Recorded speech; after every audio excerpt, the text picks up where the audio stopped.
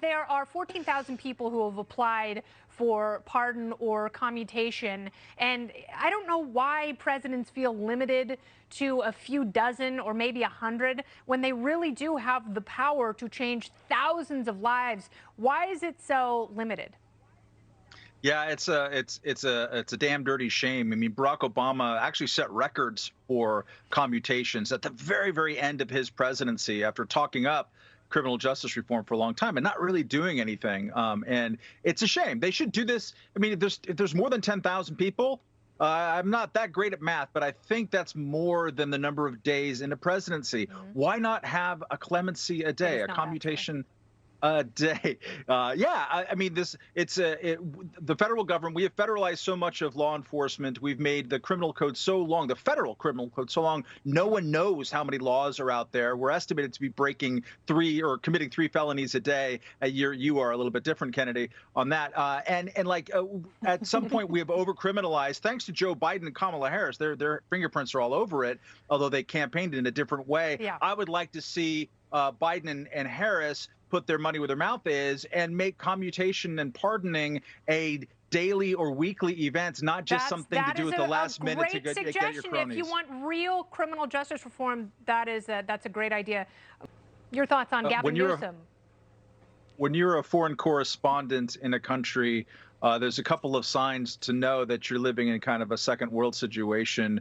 One is that maybe there's the deadly riot during the presidential transfer of power. But another one is that you have blackouts, right? Like, you should be able to get it together to deliver electricity to people in the year 2021 if you are in a rich world country. Like, it's hard. California's hard. I get it. I'm from there, as you know. It's got a lot of wind, a lot of fire seasons. There's droughts. There's lots of different things, big mountains, etc. You should be able to figure this out. They haven't. California is gone the way of Illinois, of the state of New York, and other places that are one-party states, essentially, that are misgoverned so badly. California, which is the most beautiful place in the country by far, the best weather in the country by far, the best plastic surgery jobs at Gelson's by far that you're going to see, and they're losing population. You have to do a really extraordinary job to make it so people don't want to go to a place like that. That's what they've done, and the only thing that is saving grace about all this is that they're not going to be making the laws. Joe Manchin is making the laws in Congress because there's a 50-50 Senate.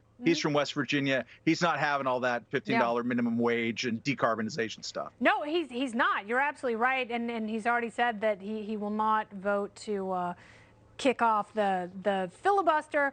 Is this too little too late, Matt? I mean, you and I have publicly been talking about the Uyghurs since 2013. And millions of them have been forced into concentration camps, the forced sterilization. I mean, that alone is its own form of genocide because now you have a million people who can no longer procreate. The problem I have with I'm happy that Secretary Pompeo took forceful action to talk about the human rights atrocities there. Should have been done not just in the early days of the Trump administration, but during the Obama administration as well. That's good. I'm less calm about the exact word genocide. I think that we should reserve the G word until it's pretty close to unanimous among human rights groups and other people that is the best way to describe what's going on. Keep in mind, we don't call officially the Armenian genocide 100 years later, which killed more than 1 million people. We absolutely should. We, as a country, we should recognize the Armenian genocide. I'm glad you brought that up. Correct. And the question is, does forced sterilization, the herding up of concentration camps, the separation of families, all the stuff that you and I have been talking about for a long time, is that targeting people on purpose to kill them?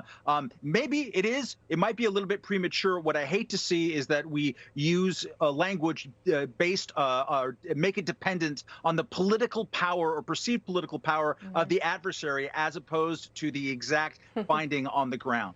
All right, but unfortunately, Joe Biden has been very soft in terms of the way he categorizes China. For example, Marie, in 2011, he said a rising China will fuel economic growth and prosperity. It will bring to the fore a new partner with whom we can meet global challenges. 2019, No, here's the thing. In the context of that, we want China to grow. We don't want a war with China 2019. China is going to eat our lunch? Come on, man. I mean, you know, they're not bad folks. But guess what? They're not competition for us. They are. They're committing gross intellectual property theft. They're infiltrating our universities and government with spies, and they're killing their own people. So shouldn't the language be a little bit more forceful?